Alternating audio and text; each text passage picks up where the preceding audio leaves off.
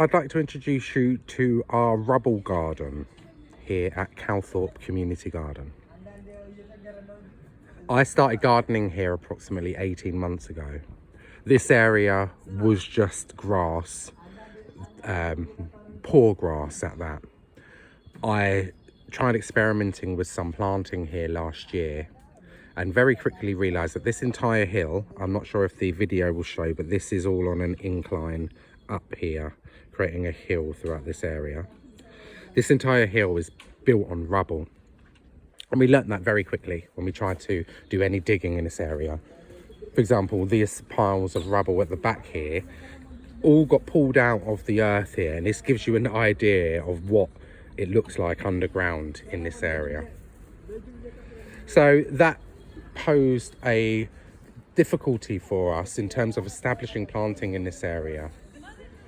However, rather than trying to improve the growing conditions here, we took what I like to call an existentialist approach, and we decided to work with our current conditions rather than trying to improve them.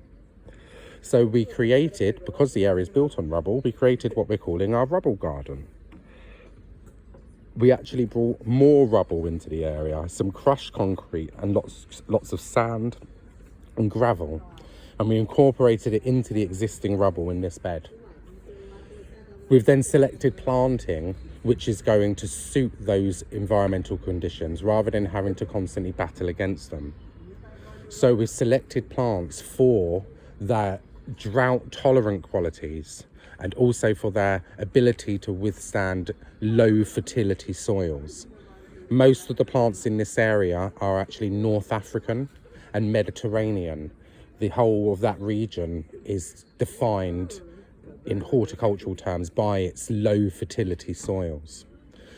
Lots of the plants in this area are also what you would call an alpine plant. An alpine plant is anything which evolved in an area of high altitude. For example, parts of like Nepal, around the Himalayan region. That's where most of our alpine plants come from. And the word alpine means above the trees. Al is above, pine as in tree. These are plants that naturally evolved in high altitudes, usually growing out the cracks of a rock at the top of a mountain, for example.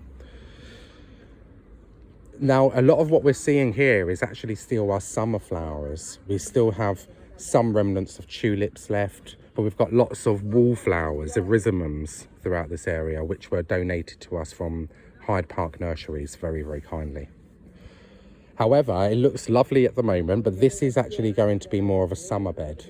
The plants that we've planted for summer are going to be pretty spectacular in this area. They are all still pretty small at the moment. However, we have plants like Eryngium, which is known as sea holly, Echinops, which is known as globe thistle, Verbascums, which are known as mulleins, and lots of Hylotelephium, which is known as sedum. As lovely as it looks now, as I say, this really will be one of the centre points of the garden in the summertime. And one of the reasons why we're proud of this area is because not only have we created this area using the resources we already have, but it becomes a conversation point. It also becomes an educational opportunity to demonstrate to people gardening in challenging conditions. And we can now say to people, hey, if you've got poor soil or no soil at all, then don't let that stop you, because there are plenty of plants that will grow perfectly happy in those conditions. You might not have the widest selection of plants to choose from compared to rich, fertile and draining soils.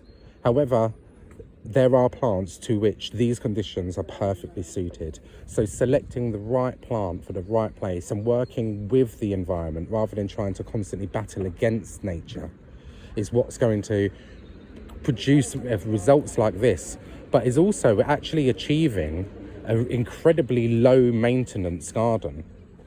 I will never water this area. The plants here do not need it.